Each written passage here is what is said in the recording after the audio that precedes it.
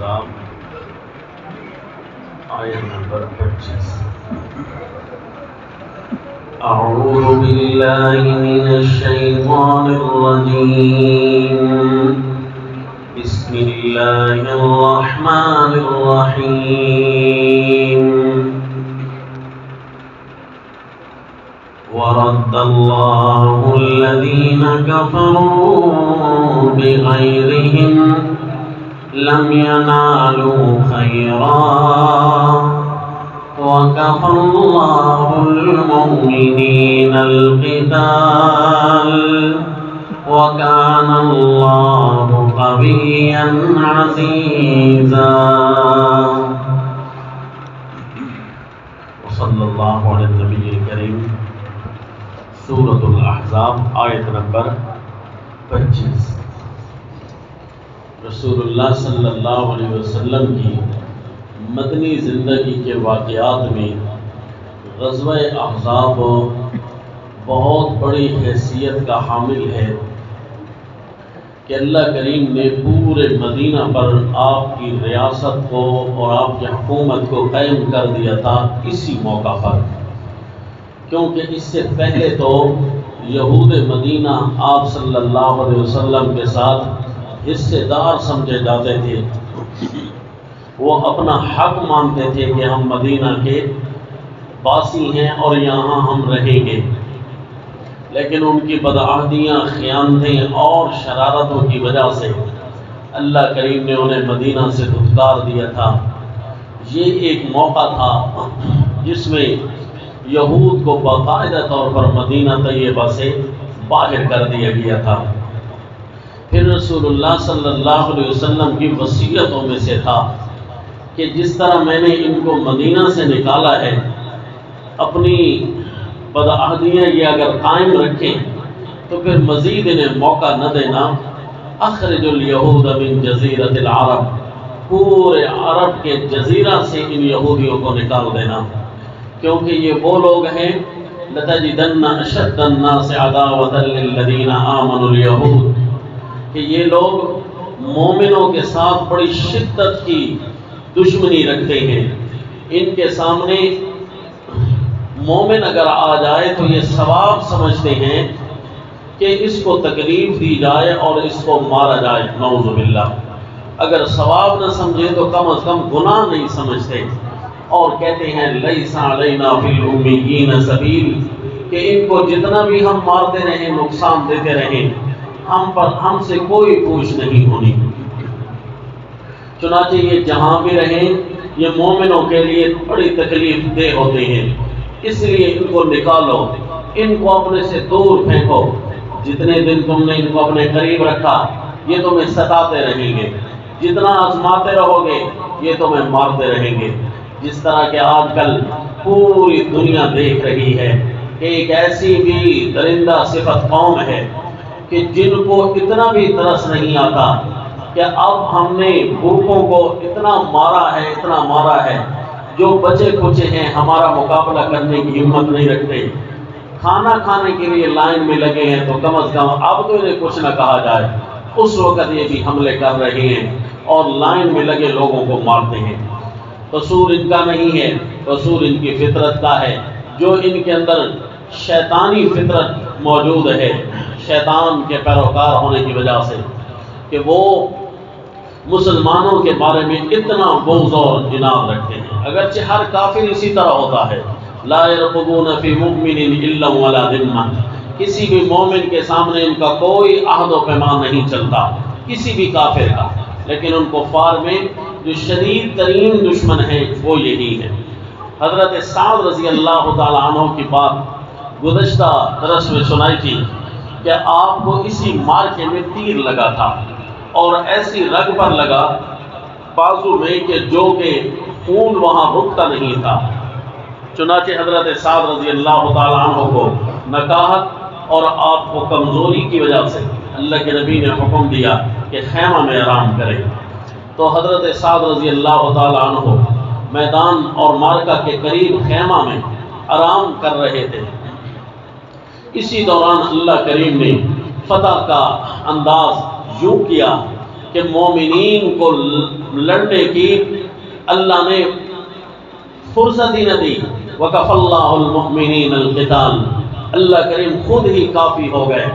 اتنا تیز طوفان آیا کہ فَأَرْسَلْنَا عَلَيْهِمْ رِيحًا وَجُنُودًا لَمْ تَرَوْهَا، اللہ کریم نے اتنا بڑا طوفان بھیجا اور ایسے لشکر بھیجے، اللہ کریم فرماتے ہیں کہ تم انہیں کم از کم نہیں دیکھ سکتے تھے۔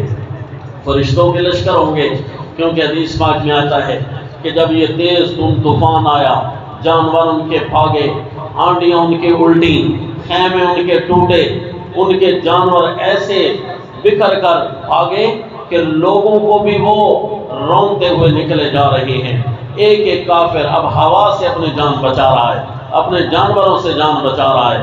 وہ آگ جو انہوں نے ہانڈیوں کے نیچے جلا رکھی تھی، اب اس کے پھیلنے کا خطرہ تھا، وہ خیموں میں جا کر پڑ جاتی اور سب کچھ راکھ ہو جاتا۔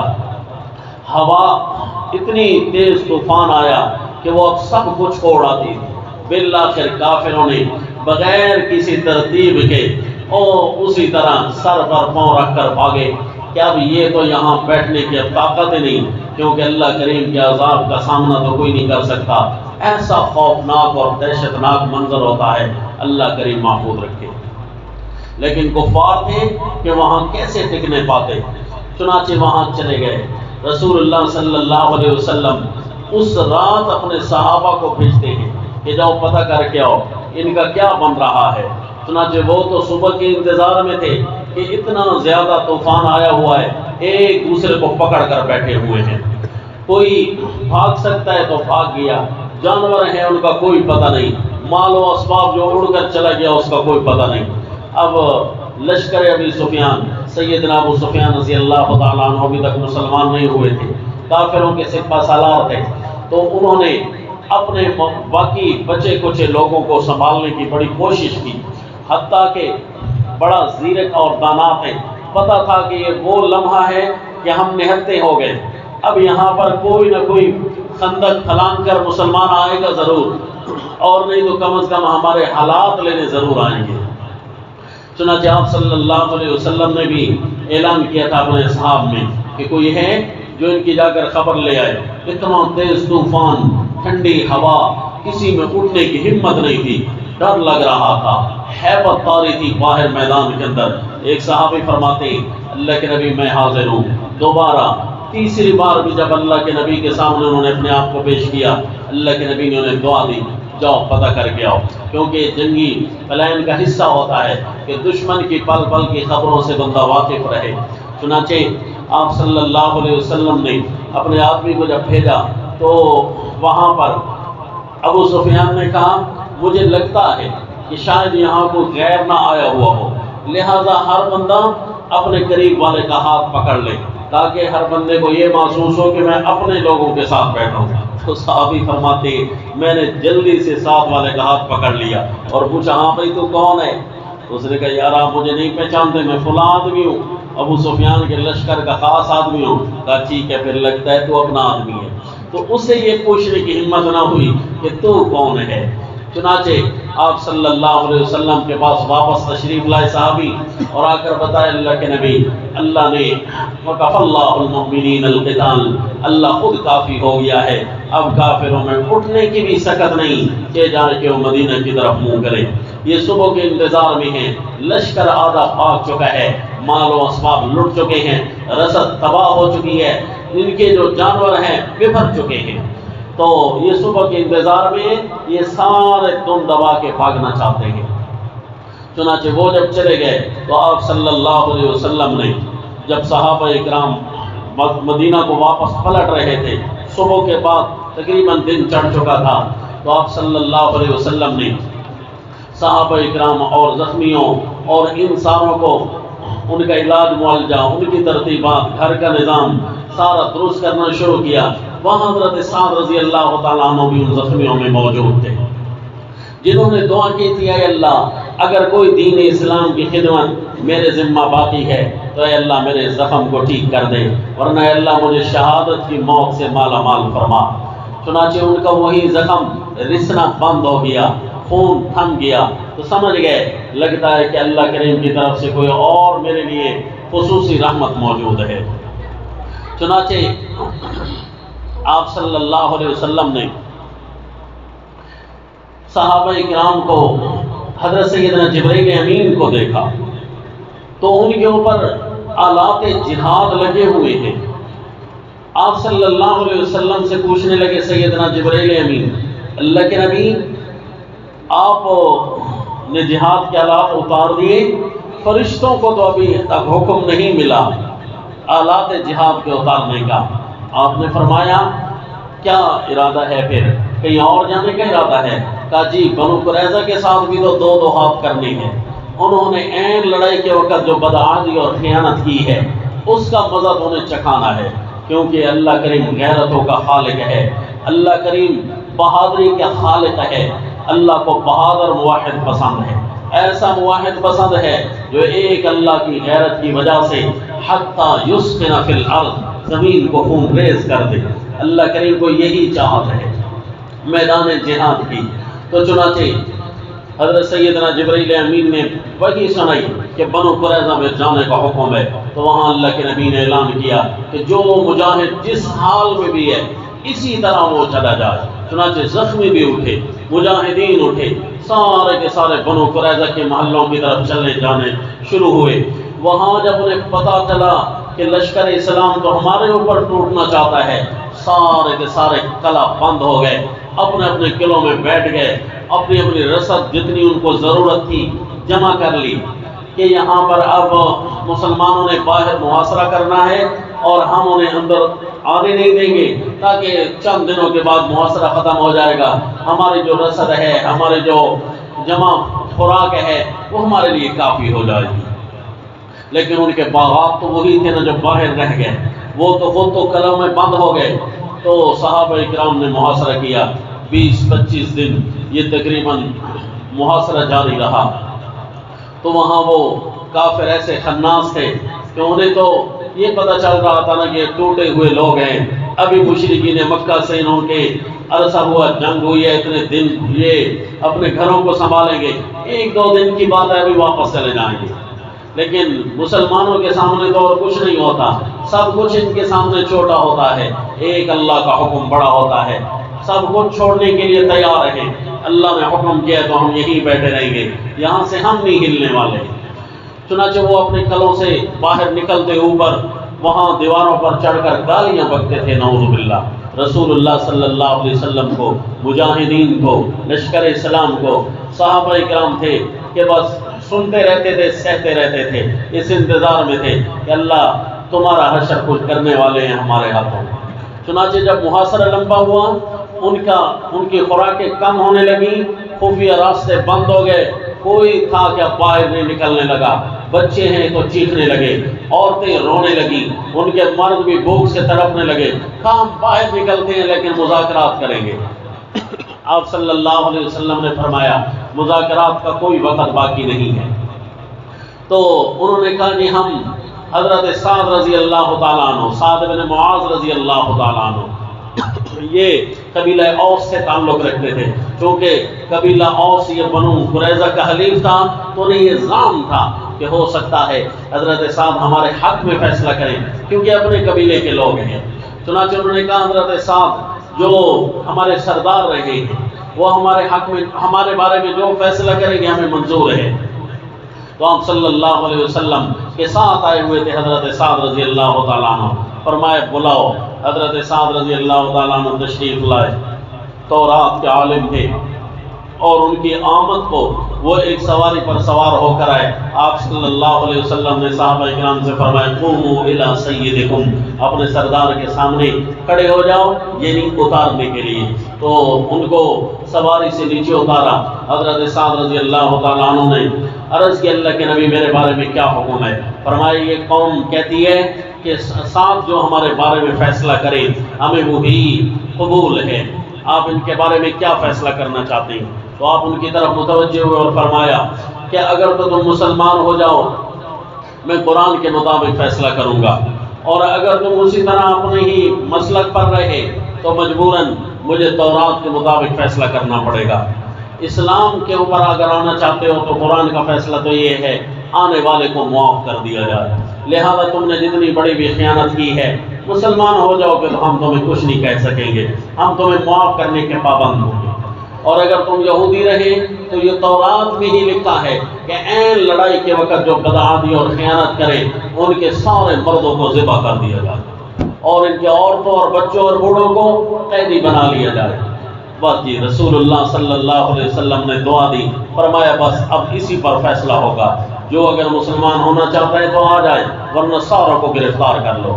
چنانچہ وہ نیچے اترنے لگے، صحابہ اکرام نے ساروں کو گرفتار کر لیا، ان کے مال و اسباب تھے لشکر اسلام کے پاس آ گئے، وہ جن قلعوں اور گھروں پر بڑا ناز کر رہے تھے، گالیاں بک رہے تھے، اب صحابہ اکرام ان کو اپنے زیر نگوں کر رہے ہیں، سارے باغات لشکر اسلام کے قبضے میں ہیں، ان کے مرد اور کچھ خناس عورتیں ایسی تھی جو جنگجو تھی انہیں بھی گرفتار کیا جا رہا تھا، انہیں بھی جنگجوؤں کے کھاتے میں ڈالا جا رہا تھا، ساروں کے نام تیار ہو رہی ہیں، ساروں پر کیس بن گیا، ان کے بوڑھوں عورتوں اور بچوں کو الگ کر دیا گیا اور پھر ایک ایک کے ساتھ وہی حشر کیا گیا جو حضرت سعد رضی اللہ تعالیٰ عنہ نے فرمایا ہے، رضی اللہ تعالیٰ عنہ۔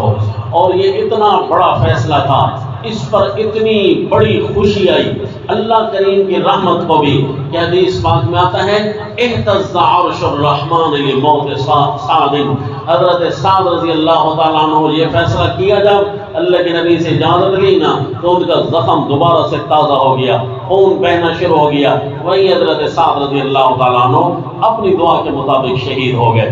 تو اللہ کے عرش کو بھی اتنی خوشی آئی، پوری اس اللہ کی حکومت میں اتنی خوشی تھی کہ حدیث پاک میں آیا کہ اللہ کا عرش بھی خوشی سے ہل رہا تھا کہ سعد نے جو فیصلہ کیا واقعی بڑے مجاہدوں والا فیصلہ کیا، اور اللہ کو مجاہد کی زندگی سے بڑا پیار ہے کیونکہ یہ مجاہد بہت بہادر ہوتے ہیں، اور جو بہادر ہوں اللہ کو ان سے بڑی محبت ہوتی ہے۔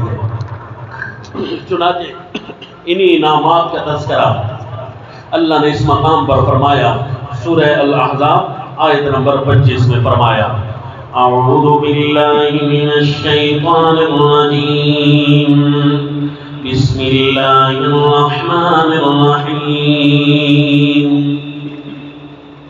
ورد اللہ الذین کفروا بغیظہم لم ینالوا خیرا وَكَفَى اللَّهُ الْمُؤْمِنِينَ الْقِتَالَ وَكَانَ اللَّهُ قَوِيًّا عَزِيزًا۔ اللہ نے ان کافروں کو لوٹایا، دھتکارا، اللہ نے انہیں بھگا دیا بِغَیظِہِم ان کے اپنے غصے سمیت، لَمْ يَنَالُوا خَیْرًا کسی بھی وہ اچھائی کو نہ پہنچ سکے جس کے بارے میں ان کے خیالات تھے، مدینہ کے مال کو، مدینہ کے گھرانوں کو، یہ ہم لے لیں گے ہمارے حق میں بہت بہتر ہوگا، کوئی ایسی خیر جن کا ان کو خیال تھا نہ پہنچ سکے۔ لَمْ يَنَالُوا خَيْرًا وَكَفَى اللَّهُ الْمُؤْمِنِينَ الْقِتَالَ اللہ مومنین کے قتال کو خود کافی ہو گیا، مومن لڑنے نہ پائے کہ اللہ نے فتح ان کے کھاتے میں ڈال دی۔ وَكَفَى اللَّهُ الْمُؤْمِنِينَ الْقِتَالَ کیونکہ اللہ کو تو مجاہد پسند ہے، مجاہد جب اپنی شان پوری دکھا دے، اپنی بساط کے مطابق طاقت پوری دکھا دینا، پھر اللہ کریم فتوحات ان کے ہاتھ میں دے دیتے ہیں، جس طرح کہ سورہ المائدہ میں فرمایا، سورہ المائدہ 6 پارہ آیت نمبر 23 میں فرمایا قال رجلان من الذين يخافون انعم الله عليهما سورۃ المائدہ آیت نمبر 23۔ سیدنا موسیٰ علیہ السلام کے صحابہ اور مجاہدین وہ کیا فرما رہے ہیں؟ دو آدمی کھڑے ہو گئے اس قوم کے سامنے جو جہاد نہیں کرنا چاہ رہی تھی، ان کے سامنے کھڑے ہو گئے، من الذین یخافون جو ایک اللہ سے ڈرتے تھے، اللہ کے علاوہ اور کسی کا ڈر ان کے دل میں نہیں تھا۔ انعم اللہ علیہما، اور اللہ نے ان پر یہی انعام کیا ہوا تھا۔ یہ اللہ کا انعام ہوتا ہے، اللہ بہادری نصیب فرما دے اور اپنا ہی خوف دے۔ من الذین یخافون انعم اللہ علیہما ادخلوا علیہم الباب، دروازے سے داخل تو ہو جاؤ، ہمت تو کرو، بہادری تو دکھاؤ، ان کے سامنے آ تو جاؤ۔ فَإِذَا دَخَلْتُمُوهُ فَإِنَّكُمْ غَالِبُونَ، جیسے ہی تم داخل ہوگے فتح تمہارے قدم چومے گی اور اللہ تمہیں غلبہ نصیب کر دیں گے۔ وَعَلَى اللَّهِ فَتَوَكَّلُوا إِن كُنتُم مُّؤْمِنِينَ، اگر واقعی تم مومن ہو ایک اللہ پر بھروسہ کرو، کافروں سے نہ ڈرو۔ چنانچہ مجاہدین جب اپنی شان پوری دکھا دیتا ہے تو اللہ کریم مدد ضرور بھیجتے ہیں۔ فرمایا وَكَفَى اللَّهُ الْمُؤْمِنِينَ، اللہ کافی ہوا مومنوں کو، ان کی جنگ سے لڑنے نہ پائے تھے کہ اللہ انہیں فتح یاب کر رہے تھے۔ وَكَانَ اللَّهُ قَوِيًّا، اللہ ہے طاقتور جو چاہے کر سکتا ہے۔ عزیزا، اللہ ہے غالب، اللہ جو چاہے کر سکتے ہیں، اپنی مرضی نافذ کر سکتے ہیں، اللہ سے کوئی پوچھنے والا نہیں۔ وَأَنزَلَ الَّذِينَ ظَاهَرُوهُمْ، اسی لیے کسی بھی کافر کے خلاف اللہ سے مدد مانگنی ہو، اپنی بساط کے مطابق کام کر کے اس کے بعد اللہ کو کہہ سکتے ہیں اللہم علیہم قوتک، اللہ انہیں اپنی طاقت دکھا، کیونکہ وکان اللہ قویا عزیزا، اللہ ہے جو طاقتور، اللہ اپنا فیصلہ نافذ کرنے پر قادر ہے۔ عزیزا، اللہ سے کو پوچھنے والا بھی نہیں ہے۔ اللہم علیہم قوتک وکان اللہ قویا عزیزا۔ یہ تو وہ تھے جو مشرکین مکہ کے احزاب آئے ہوئے تھے، اور ایک وہ ٹولہ جو اندر کا تھا ان کا حشر کیا ہوا؟ وَأَنزَلَ الَّذِينَ ظَاهَرُوهُمْ مِنْ أَهْلِ الْكِتَابِ، اور اللہ نے اتارا ان کو بھی جنہوں نے مشرکین کی مدد کی تھی، من اہل الکتاب، ان یہودیوں میں سے، اہل کتاب میں سے، من صیاصیہم، ان کے قلعوں سے اللہ نے انہیں نیچے اتارا۔ وَقَذَفَ فِي قُلُوبِهِمُ الرُّعْبَ، اور اللہ نے ان کے دلوں میں رعب ڈال دیا۔ پہلے تو خوش تھے نا کہ مسلمان چلے جائیں گے، کچھ نہیں ہوگا، لیکن جو وقت گزرتا گیا ان کے دلوں میں رعب ٹھہرتا گیا، ایک ایک مجاہد کا رعب انہیں نظر آنے لگ گیا کہ ان کی تلواروں میں ہمارا خون بہ رہا ہے۔ وَقَذَفَ فِي قُلُوبِهِمُ الرُّعْبَ فَرِيقًا تَقْتُلُونَ وَتَأْسِرُونَ فَرِيقًا، ایک جماعت کو تم قتل کر رہے تھے اور ایک ٹولے کو تم قیدی بنا رہے تھے۔ وَأَوْرَثَكُمْ عَرْضَهُمْ وَدِيَارَهُمْ، یہ وہ لمحات تھے جب اللہ نے مدینہ طیبہ کی بقیہ زمین بھی مسلمانوں کو دے دی اور پوری کی پوری ریاست مشرکین سے پاک ہو گئی۔ پھر رسول اللہ صلی اللہ علیہ وسلم فرماتے ہیں المدینہ کالکیر، یہ مدینہ بٹھی کی طرح ہے، جس طرح بٹھی کے اندر کوئی چیز ڈالو نا سونا چاندی صاف ہو کر رہتا ہے، کوئی گند یہاں نہیں ٹھہرتا، اسی طرح اللہ مدینے کے اندر گند کو برداشت ہی نہیں کرتا۔ جتنا عرصہ وہ یہاں رہے گا بے سکون ہو کر رہے گا، تڑپتا رہے گا، جبکہ جو مسلمان یہاں آ جائے پرسکون ہو جاتا ہے، اگرچہ آب و ہوا ناموافق بھی لگے۔ بعض اوقات ہوتا ہے نا آب و ہوا ناموافق لگتی ہے کسی علاقہ کی، جس طرح صحابہ اکرام ہجرت کر کے تشریف لائے تو آب و ہوا ناموافق لگی، فاجتووا المدینہ، پھر اللہ کے نبی نے دعا کی، پھر صحابہ اکرام بھی دعا کرتے تھے اللہم حبب الینا المدینہ، اللہ مدینہ کی محبت ہمارے دلوں میں ڈال۔ پھر تو ایسی محبت ٹھہری کہ رسول اللہ صلی اللہ علیہ وسلم فاتح مکہ جب بن گئے تھے تو مدینہ طیبہ کے صحابہ کو خیال گزرا اللہ کے نبی اپنی شہر کو فتح کر چکے ہیں، لگتا یہ ہے کہ اب پھر مکہ میں ہی رہنے لگ جائیں گے۔ اللہ کے نبی نے فرمایا نہیں، میں تو مدینہ میں ہی رہوں گا صلی اللہ علیہ وسلم۔ یہاں سے یہودیوں کو نکال دیا گیا۔ وَقَذَفَ فِي قُلُوبِهِمُ الرُّعْبَ وَأَوْرَثَكُمْ أَرْضَهُمْ وَدِيَارَهُمْ وَأَمْوَالَهُمْ، اللہ نے ان کی زمینوں کا، ان کے گھروں کا اور ان کے مالوں کا وارث بنا دیا تمہیں اے صحابہ۔ وَأَرْضًا لَّمْ تَطَئُوهَا، اور اسی ہی کی وجہ سے ایک اور زمین جس کو تم نے ابھی نہیں روکا وہ بھی اللہ نے ابھی تمہارے نام کر دی ہے، اسی وجہ سے ایک اور زمین بھی تمہارے نام ہو جائے گی۔ این ممکن ہے یہ خیبر کی زمین کی طرف اشارہ ہو، کیونکہ بچے کچے یہودی یہ خیبر میں جا کر آباد ہوئے تھے، وہیں سے بیٹھ کر سازشیں بکھیرتے تھے، وہیں سے بیٹھ کر جزیرۃ العرب میں اپنی ٹانگ اڑانے کی کوشش کر رہے۔ پھر اللہ کے نبی صلی اللہ علیہ وسلم نے خیبر کو بھی ان کے سے چھڑا لیا تھا اور خیبر کو بھی جا کر فتح کیا۔ وَأَرْضًا لَّمْ تَطَئُوهَا، یا اشارہ فتح مکہ کی طرف بھی ہو سکتا ہے، کیونکہ یہیں سے ان کی طاقت ٹوٹی تھی سارے مشرکین عرب کی۔ اب یہ اپنے مکہ کو بچانے کی امیدوں میں بیٹھے تھے کہ ہم یہاں کے مجاور ہیں، ہم یہاں سے بچا لیں گے۔ پھر اللہ کے نبی صلی اللہ علیہ وسلم نے تو اب ایک ایک کا صفایا کرنا تھا، جتنے بھی آئے تھے لڑنے کے لیے، تو پھر ان کا بھی اسی طرح حشر کیا اللہ کے نبی صلی اللہ علیہ وسلم نے۔ اور مکہ کی زمین بھی آپ کے پاس آ گئی، خیبر بھی آپ کے پاس آ گیا، اور بعض نے کہا ہو سکتا ہے یہاں حنین کا اشارہ ہو، حنین کی سرزمین بھی رسول اللہ صلی اللہ علیہ وسلم کے پاس آ گئی تھی، اس لیے فرمایا وَأَرْضًا لَّمْ تَطَئُوهَا وَكَانَ اللَّهُ عَلَىٰ كُلِّ شَيْءٍ قَدِيرًا۔ یہاں پھر غزوے سے سبق کیا حاصل ہوتا ہے؟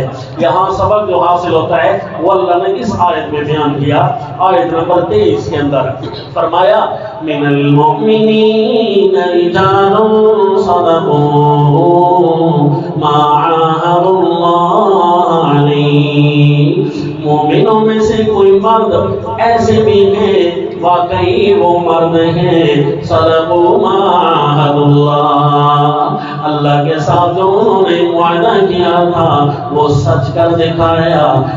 جو مجاہدین صحابہ اکرام غزوہ بدر میں نہ جا سکے تھے، جس کا واقعہ آپ سن چکے، کیونکہ وہ باقاعدہ لشکر کشی نہیں تھی، پوری تیاری کے ساتھ نہیں گئے تھے، وہ تو ایک لشکر کو گرفتار کرنے کے لیے گئے تھے، تو اسی لیے کچھ صحابہ ایسے تھے جو پیچھے رہ گئے تھے، ان کو بڑی چاہت تھی اسی طرح کوئی اور مارکہ آئے جس میں ہم پورا حصہ ڈالیں اور ہمارے زخم بھر جائیں، ہم اللہ کے نبی صلی اللہ علیہ وسلم کے ساتھ جائیں۔ تو جس طرح غزوہ بدر کو اللہ نے یوم الفرقان فرمایا، یہ دن بھی عجیب دن تھا، یہ یوم الاحزاب کا دن تھا۔